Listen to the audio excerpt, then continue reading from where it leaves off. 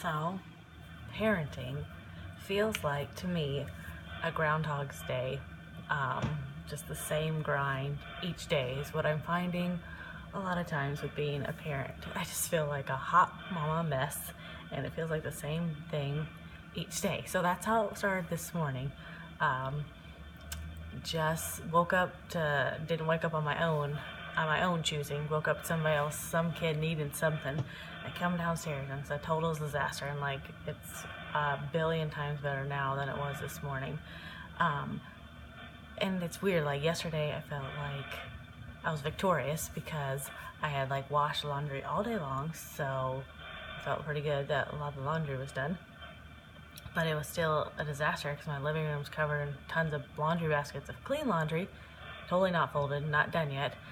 And then I look at the island, which is a billion times better than it is now. It was like a mountain of stuff, and counters were crazy and messy, and so it's hard to get anything ready.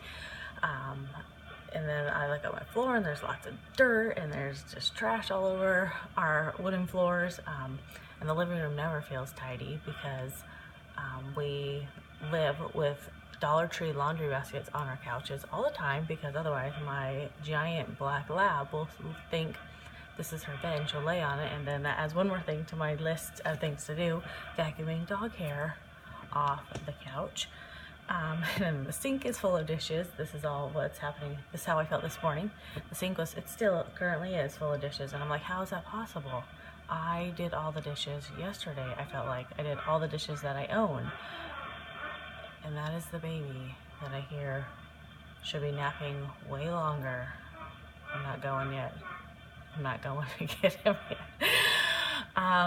The dishes are full, and it's like, how's this happening? And we still, like, I still have laundry to do, probably because we're a family of 7, and I don't even do the laundry for the older 2 teens. He's talking. He's awake. Seriously, hasn't even been an hour, baby. And then this morning my washer would not fully spin. It wouldn't, and so I had this giant sopping blanket that I had to like take outside and like hand, like wring it out. And then one of my precious kiddos, love them, it's not their fault, but has like peed the bed 4 times out of the last 5 days, and so I have a lot of stinking laundry. So anyway, I know these are all first world problems, but I'm still, this morning I was not in a state of gratitude at all. I was just in a pure funk. So this is just some of the physical stress that of stuff around me this morning, and then if you add on top of that the people stress that their behaviors annoy me. Like seriously, toddler, do we have to battle first thing in the morning? Like, why must it be a power struggle right away? And then it's like, who puts their smoothie cup in the sink when they can load it in the dishwasher? That was one of the things. Or whose 5 pairs of shoes are all over the floor instead of on my lovely shoe rack I bought from Costco? And how long is everyone gonna look at the crusty piece of broccoli underneath the table instead of just picking it up and throwing it away? Like, is that my job, people? It's like, it's not my job, I didn't do it. I'm like, I don't care, just do it. Or how hard is it to wipe up your yolk that you spilled on the counter, because now it's all crusty and nasty. So in that moment this morning, I do not take a breather at all. Instead, I just start snapping at my family to start, because I want to bring some order to this chaos in our house. Just things are slowly looking better this morning, but I'm not feeling any better. As my hubby leaves for the day to take our oldest to high school, which I'm super glad, because that carpool thing is just like a whole nother level of I want to lose my mind.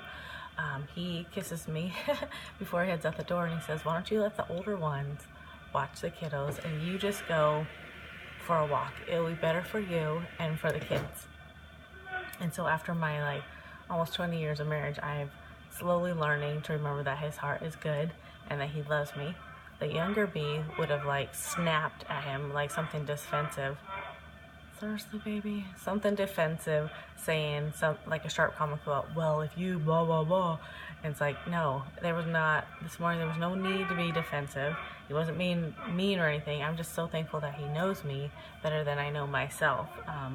He knows I need some quiet time, some alone time, that I need some time with the trees, and he was 100% right. And I was thankful for his courage to share that wise insight, because there have been times where such a suggestion would have made me grow a third head, but instead I was like, that's a good idea. So once they got out the door, I was like, see you kids, I'm leaving, I need to go for a walk. So I was thankful in that moment that he realized that I needed to vent my frustration in a healthy way,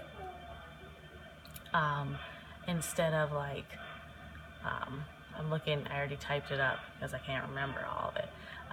Like that hot steam had to be released, and it was currently seeping out and burning my family, and I realized I needed another way to vent, like through walking, through getting outside, breathing deep, sharing it with someone, and just writing. Like I find all those things are just really good ways for my soul.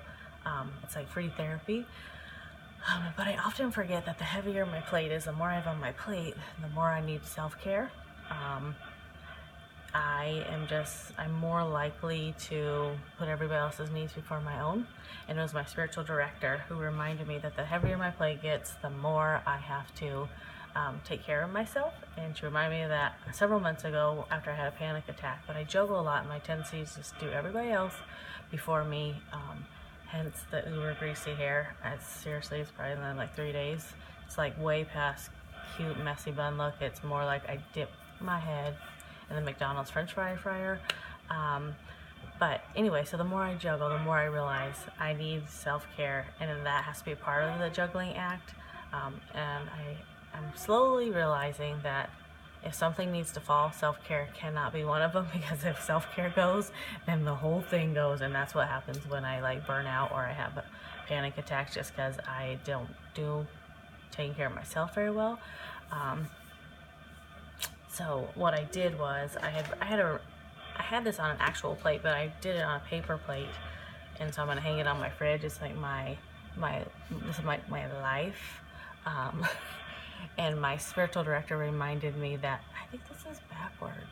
I don't know.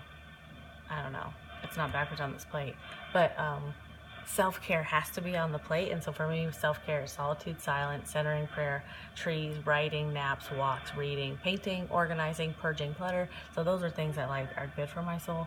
And then this is everything else I like juggle: hubby, kids, laundry, dishes, managing our calendar, email, friends, our church, list goes on and on. And then this one's probably the biggest section right now. It's our 2-year-old foster son, who's also, that's a toilet, he's potty training. And so I'm gonna hang this on my fridge to remind me that like my plate, not to remind my plate's heavy, like duh, I know that, but that I need centering, that I need several things for my self-care.